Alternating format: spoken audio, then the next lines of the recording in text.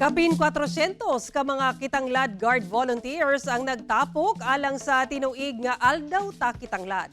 Gipaygayon ang mga aktibidad agig pagpasidungog sa mga tribo nga nagprotekta sa Mount Kitanglad. Atong silipon sa report ni James Paulo Yap. Formal na nga gibuksan sa mga opisyales sa Protected Area Management Board kon PAMBI ang tinuig nga kasaulugan sa ika-28 nga Aldaw ta Kitanglad sa barangay Mabuhay, Baungon, Bukidnon. Ang maong aktibidad, pagpasidungog o pag-ila sa kapin 400 ka mga Kitanglad Guard volunteers nga maoy nanguna sa pagprotekta sa Mount Kitanglad Protected Area. Government namang gyud tay balaod nga gasundon para pod nga ma-educate pod ang ato ang mga indigenous peoples, no.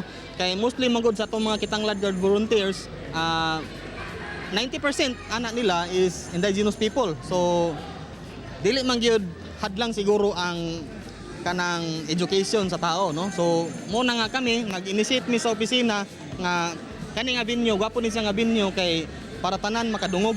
Adunay 8 ka LGUs ang nagpalibot sa Mount Kitanglad. Sila sab ang nagbantay aron dili maabuso ang Mount Kitanglad Range nga gideklarang Asian Heritage Park niadtong 2009.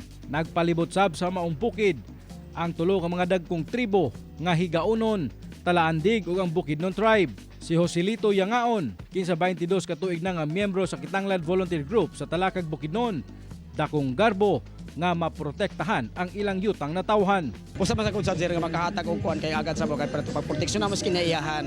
Unsa makahatag proteksyon gikan sa kuan kinaiyahan sa Mount Kitanglad. Usa ang Manolo Fortich sa Bukidnon, ang lakip sa 8 ka mga LGUs nga naninguha nga maprotektahan ang Mount Kitanglad. Gibutyag sa LGU nga daghang pribadong kumpanya ang nagpadayag og interes ilabi pa sa panubig sa Mount Kitanglad.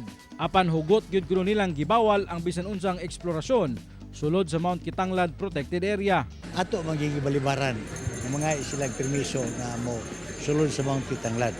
Except kanang mga areas nga gitawag nilang E&D, alienable and disposable land. Naatulsab sa kasaulugan ang pagbukad og balik sa usa ka pinakadakong bulak sa kalibutan nga makita sa munisipyo sa Baungon sa Bukidnon. Kini ang Rafflesia Flower. Hugot sab nga ginabantayan ang sanctuary sa maong bulak nga nasulod sa area sa Baungon. Ang Rafflesia dili lamang simbolo sa atong natad sa turismo, kundi usab ka pahimangno sa pagkahalandon sa kinaiyahan o sa mga paningkamot sa atong mga katawhan, no?